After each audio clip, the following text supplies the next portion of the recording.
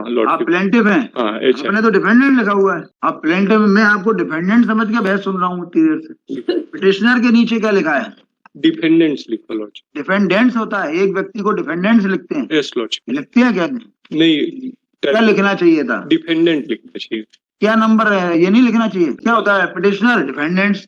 Lordship. आपको उसका number नहीं लिखना चाहिए, और आपने गलत और लिख दिया, डिफेंडेंट्स लिख दिया। ये सब इन चीजों की वैल्यू नहीं समझते क्या आप? है वैल्यू। कहाँ समझ रहे हो आप? मैं तो पिछले 6-11 महीने से ये बोल बोल के परेशान हो गया, आप लोगों को इसकी वैल्यू नहीं समझ में। लॉर्डशिप क्या इस आधार पर खारिज करना शुरू कर दें? नहीं लॉर्डशिप, क्या हाईकोर्ट रूल्स में इसकी व्यवस्था नहीं दी हुई कि लिखना चाहिए? है।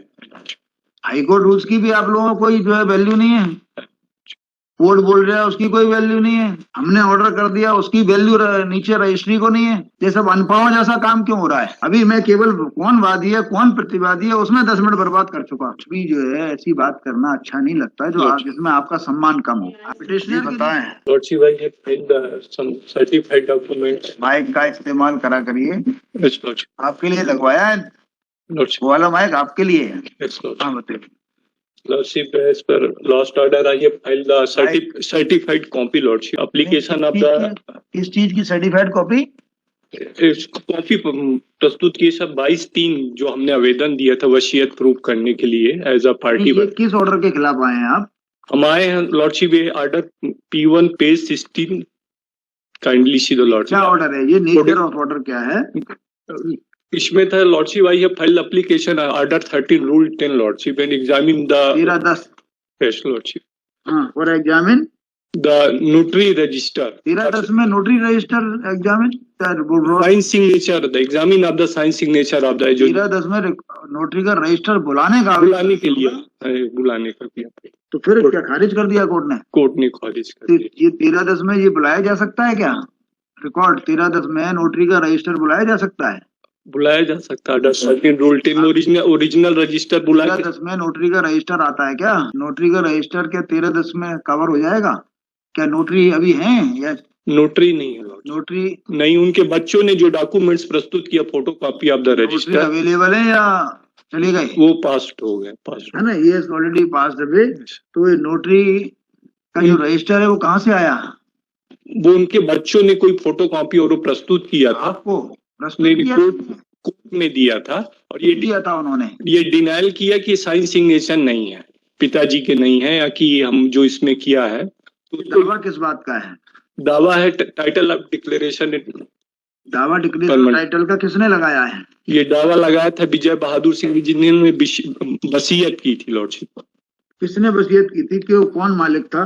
विजय बहादुर सिंह थे वसीयत। सूट लाया था, वो सूट चल रहा था जब वो लास्ट स्टेज में उनकी स्थिति अच्छी नहीं हुई। विजय बहादुर सिंह दावा लेकर आए थे? Yes lordship. किस बात का?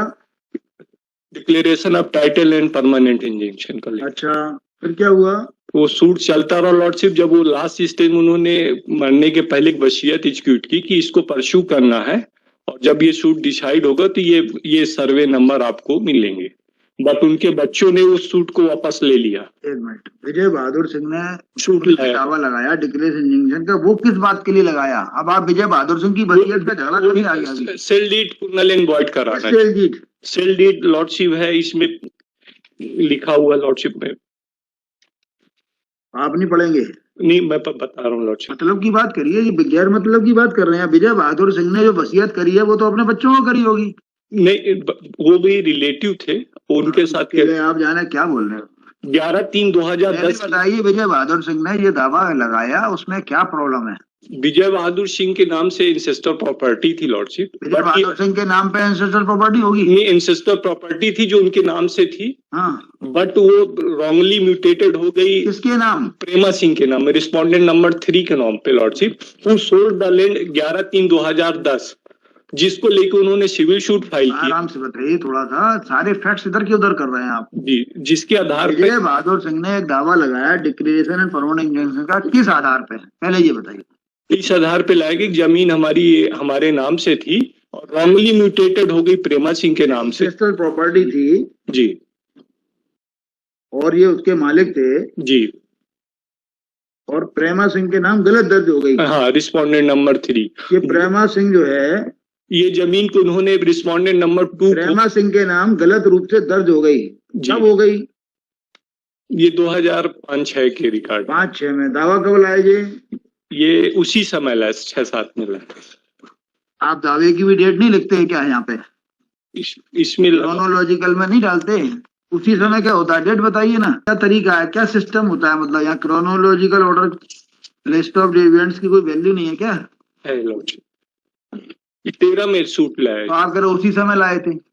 नहीं, सेल डीड लॉर्डशिप यहाँ की है, ऐसा मत 11/3/2010 की है सेल ये डीड। कुछ भी जो है ऐसी बात करना अच्छा नहीं लगता जो लॉर्डशिप। जिसमें आपका सम्मान कम हो। आराम से बताइए, मुझे कोई जल्दी नहीं है। जी 2005-6 में उनका नाम दर्ज हो गया, आप दावा लाए 2013 में, यस क्योंकि लॉर्ड। आपने लिखा है, कितना अच्छे से लिखा है, आप अपना लिखा भूल जाते हो। नहीं लॉर्डशिप, आप ही ने लिखा है। जब भी ये प्रश्न पूछा जाए तो आपको खुद क्रोनोलॉजी ऑफ इवेंट जो आपने लगाई है इसको देख के बोल देना चाहिए, लॉर्डशिप। और इसको सत्य मान के चल रहे हैं हम।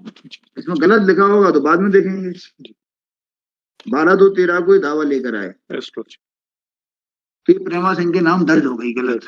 प्रेमा सिंह का आपका कोई संबंध है? पारिवारिक वो पारिवारिक मत बोलिए, संबंध माने सीधा बताइए। नहीं, कोई ऐसा संबंध नहीं। कोई भी नहीं है, कोई रिश्ता नहीं है। नहीं। अच्छा, फिर क्या हुआ?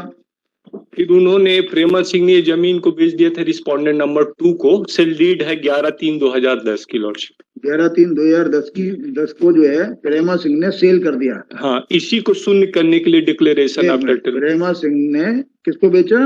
रीटा सिंह, रिस्पोंडेंट नंबर 2 को।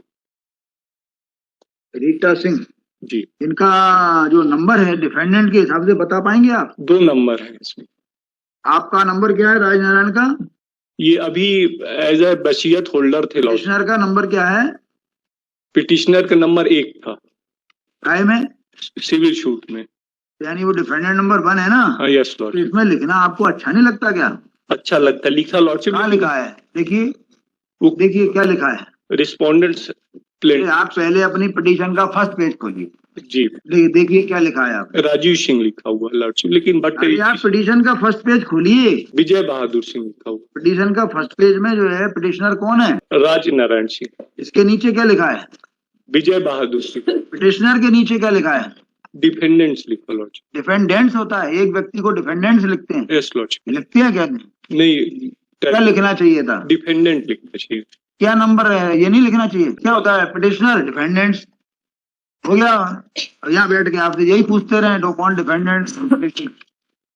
आपको उसका नंबर नहीं लिखना चाहिए, और आपने गलत और लिख दिया, डिफेंडेंट्स लिख दिया। ये सब इन चीजों की वैल्यू नहीं समझते क्या आप? है वैल्यू। कहाँ समझ रहे हो आप? मैं तो पिछले 6-11 महीने से ये बोल बोल के परेशान हो गया, आप लोगों को इसकी वैल्यू नहीं समझ में। लॉर्डशिप। क्या इस आधार पर खारिज करना शुरू कर दें? नहीं लॉर्डशिप, I attended apology. क्या हाईकोर्ट रूल्स में इसकी व्यवस्था नहीं दी हुई कि लिखना चाहिए? है। हाईकोर्ट रूल्स की भी आप लोगों को कोई जो है वैल्यू नहीं है। कोर्ट बोल रहा है उसकी कोई वैल्यू नहीं है। हमने ऑर्डर कर दिया उसकी वैल्यू नीचे रजिस्ट्री को नहीं है। ये सब अनपढ़ों जैसा काम क्यों हो रहा है? अभी मैं केवल कौन वादी है कौन प्रतिवादी है उसमें 10 मिनट बर्बाद कर चुका, आपको भी नहीं पता। नहीं मालूम। बताइए कौन है आप? I am the bill holder lordship. मैंने पूछा कौन है आप? I am the bill holder. मैंने पूछा वादी हो प्रतिवादी हो, नंबर बताओ। प्रतिवादी हैं। अभी भी नहीं बता पा रहे क्योंकि मालूम नहीं ना आपको। 1 पॉइंट इसमें जो बनेंगे सर, Who are you? इन सिविल सूट में लॉर्डशिप हम वहाँ सिविल सूट की ही बात की जाती है हमेशा। तो मैं प्लेंटिव हूँ लॉर्डशिप। 1 पॉइंट इसमें आप प्लेंटिव हैं? एच आएगा। हाँ आप लॉर्डशिप। प्लेंटिव हैं? हाँ एच। आपने तो डिफेंडेंट लिखा हुआ है। आप प्लेंटिव, मैं आपको डिफेंडेंट समझ के बहस सुन रहा हूँ इतनी देर से। Lordship typography.